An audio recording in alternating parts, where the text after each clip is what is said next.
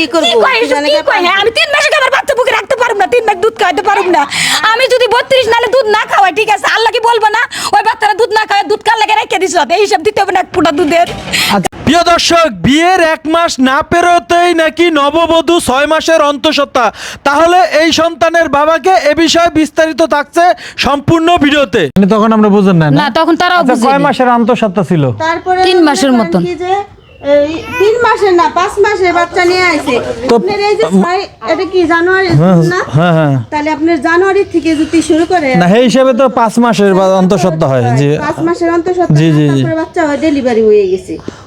তো প্রিয় দর্শক আসলে উনি 5 মাসের অন্তঃসত্ত্বা থাকা অবস্থায় কিন্তু উনি এই যে এই বাচ্চা নিয়ে বাচ্চা 5 মাসের অন্তঃসত্ত্বা থাকা অবস্থায় ওনার আসলে এখানে বিয়ে হয়েছিল কিন্তু 5 মাসের অন্তঃসত্ত্বা থাকা অবস্থায় কিন্তু আপনার ভাইয়ের সাথে আছে এই তো এই জানে না কিছু যে ও বাচ্চা পেটে তারপরে ও কারো কাছে বলে না আমিও বুঝতে পারিনি কারণ আমি বুঝতে পারিনি পেটে বোঝা যায় না ও চলে আসছে ভালো কথা ওর বাপ মারে দিবে না ও বাপ মার ফোন নাম্বার দিবে না আমার খালাদের কাছে কিন্তু কোনো কিছুই করে নাই সব কিছু আমার ভাইটার কাছে এসে দিছে যে আমার ভাইয়ের সাথে কথা কও ওর ভাই বিদেশ থাকে ওর বাড়ির পরিস্থিতি অনেক বিশাল ভালো ও ও এইরকম কইটা সেরে ওই বাড়ির থেকে পলায় চলে আইছে বাড়ি থেকে এখন ওর বাবা মা কি বলে এখন ওর বাবা মা কি বলে শুনেন ওর খালা আসছিল যে বাবুটারে নিয়ে যাব আমারে দিয়ে দে তুই রাস্তায় রাস্তায় পারবি না তাই তুই এই যারা আসিস ভালো থাক এই জায়গায় এই কথা বলছি তা না আমরা কইছি যে যদি ও পালতে পারে তাই পালুক আমাদের কোনো সমস্যা নাই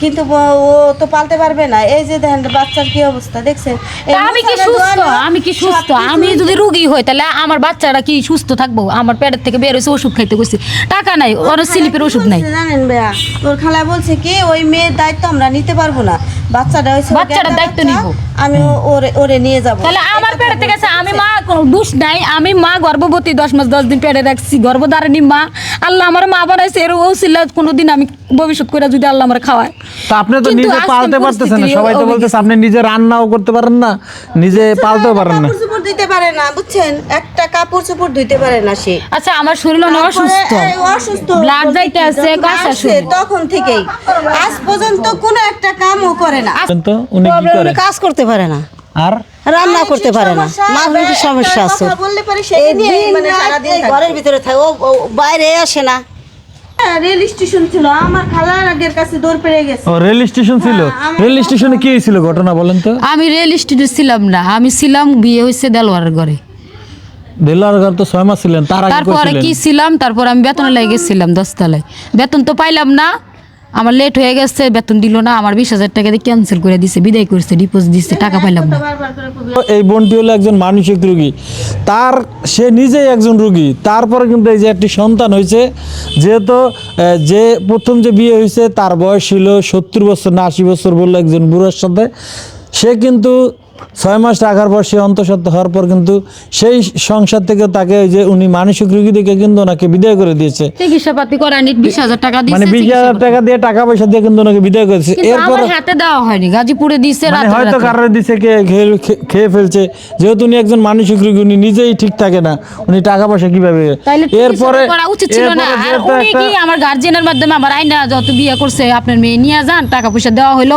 কি কোথায় রাখবেন আপনাদের মেয়ে টাকা পয়সা দিয়ে দিলাম ডিপোজিট দিয়ে দিলাম নিয়ে যান কিন্তু তারা তো এগুলি করেনি তারা কি করছে 20,000 টাকা খালাগোর সামনে খাইছে খালারা জানার পরে কইতেছে কি আমরা যদি জানতাম তোমার টাকাগুলো কেউ নিতে পারতো না রান্না বাড়া খাওয়া দাওয়া করাবে নাকি ও গাড়ি চালাবে যায় সেরে সারাদিন ও একটা কাজও করতে পারে না কিছু আমার আবেদনটা শুনেন আমার ফ্যামিলি যখন 1,000 টাকা দিব আমার আব্বু তো 1,000 টাকা দিয়ে আমার ডাটকারি পুরো সিটি এক্সচেঞ্জ করে দেন যদি আমার মাথায় সমস্যা থাকে মানসিক সমস্যা থাকে কিংবা কোনো যদি প্রতিদ্বন্দ্বিতা থাকে আছে চিকিৎসাটা করাইতে হইব যে তোমার বাবা বেঁচে আছে আমার আম্মু বেঁচে আছে আপনি বাবা মা কি বলে আমার আব্বু বলতেছে আমি খরচ করে 1,000 2,000 টাকা দিব কিন্তু আমার আম্মু বলতেছে কি তুমি যদি এই বাড়িতে থাকো তোমার হাজবেন্ডে অটো একটা কিনে দিব তোমার ভাই বিদেশ থেকে টাকা পাঠাইবো যদি তুমি চিকিৎসার মাধ্যমে সুস্থ হয়ে থাকো তাহলে অটো চালাইলে তোমার খাওয়াই নিব আর তুমি পদ্মাভাবে থাকবা যেখানে সেখানে যাইতে পারবা না যদি তুমি বলো এখন আপনি তো ওইভাবে থাকবেন না, আপনি তো কিছুদিন পর পর আপনার মাথার সমস্যা আর হবে। সমস্যা এটা ডাক্তার চিকিৎসাটা করা লাগবে না। আপনারা হাসতে পারেন, ঠিক আছে, বলতে পারেন, আপনারা সব কিছু বলতে পারেন, চিকিৎসা নাই এটার। আমি চলে গেলাম, ঠিক আছে, কি যারা চলে গেছে আমার শ্বশুর শাশুড়িরা, তারা কি আমার দেখতেছে না? তাদের আত্মা আশাপাশে করতেছে না? আমার দেওর যে বাসুরা যে মরে গেছে, তারা কি আমার কি দেখতেছে না? তাদের সাথে খারাপ কোনো ব্যবহার করছি আমি? আপনারা হাসতে আছেন নারী হইয়া, তাহলে আমি বিচার পাবো প্রধানমন্ত্রীর থেকে? মনে হয় পাবো না। তাও তো আমি কাঁদছি, কিলে পেট থেকে বাইর করছি নরমাল, আমার হ্যাঁ কষ্ট হয়নি। বুঝছি। এর এখন পেটের থেকে এই সব বাচ্চা বাইর যদি কেউ নিতেছে, আপনি আত্মীয় স্বজন কাউকে দিবেন? আত্মীয় স্বজন বলতে আমি 3 মাস দুধ খাওয়াবো, যদি আমার পছন্দীয় লোক, যদি এই এলাকার কেউ নেই, এই দেশের, এই দেশেই দিব, কারণ এই দেশে হইছে না, আল্লাহ হেফাজত হ্যাঁ, করছে না, এই দেশেই দিব আমি। বুঝতে পারছি। আমার আপন জনের কাছে দিব না, এই জন্য দিব না, আমার আপন জন, আপন মা, আমার খালা আমার টাকা দিব না চিকিৎসার জন্য, বিনিময়ে আমার বাচ্চা নিয়ে যাবে। তো বিয়ে হয়েছিল, সেইটারও একটা বাচ্চা আছে, কয়টা? সেই বাচ্চা ওর মা পালে। তাই এই জন্যই বলছে যে, ওর খালা বলছে যে ওর আগেরও বাচ্চা আছে, সেটা পালতেছে, ও পালতে পারবে না, ও বাইরে ফেলাবে। এর জন্য মা ওর বলে খালা বাইরে আসছিল যে আমাদের মায়ের কাছে বুকে 3 মাস কি আমাদের খাওয়ালে কাছে মাইরা লাগবে, থাকলে 3 মাসের ভিতরে। ই করবো, কি কয় এসব, কি কয়? হ্যাঁ, আমি 3 মাসে কি আমার বাচ্চা বুকে রাখতে পারব না? 3 মাস দুধ খাওয়াতে পারব না?